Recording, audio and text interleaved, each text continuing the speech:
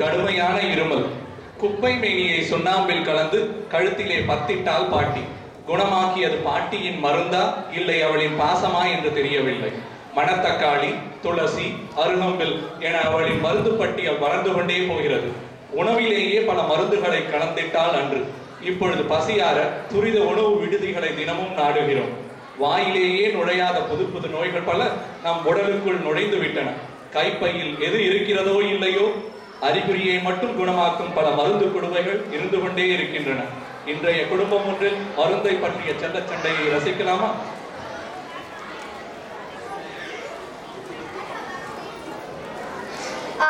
அம்மா, எனக்கு கால் வலிக்குது. சிவா என்ன சாக்க விளையாட்டை எடுத்து போய் கால் வலிக்க வச்சுட்டான். இருடா, ஐபோ தரேன். அவன் கூட பேசுறது நிறுத்து. அவன் ரொம்ப கடுமையா நடந்துக்கிறான்.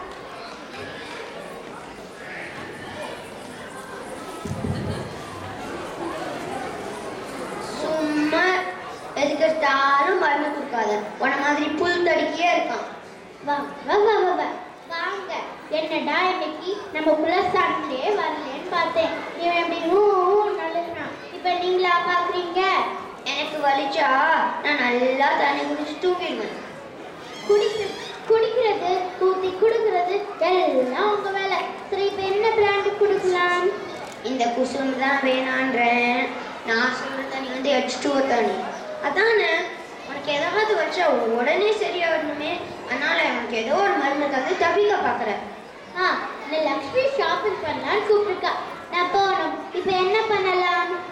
நம்ம இயற்கை மருத்துவத்துல நிதானமா குணமானாலும் நிரந்தரமா தீர்வு கிடைக்கும். நம்ம பெரியவங்க ஏன் நிறைய நேரம் சாப்பாடு சமைக்கிறதாலும் தெரியுமா? காலம் காலமா பசிக்கும் ருசிக்கும் அடிமையாகி கிடக்கிறோம். அதுதான் இல்லை. நான் வந்து மருந்து தேடி அலையக்கூடாதுதான். நம்ம சாப்பாட்லயே மஞ்சள், மிளகு, பல பொருட்கள்லாம் சேர்த்தாங்க. நான் மற்ற மருந்துலாம் வேணாம்னு சொல்லலை, முடிஞ்ச வரைக்கும் தவிர்க்க வேண்டும் தான் சொல்றேன். கல்மிட்டாங்கயா, கல்மிட்டாங்க. நான் தூங்க போல. 2 மணி நேரத்துல எழுப்புங்கம்மா.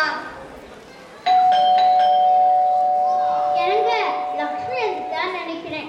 நான் கிளம்புறேன். இங்க ஷானை பார்த்துக்கோங்க.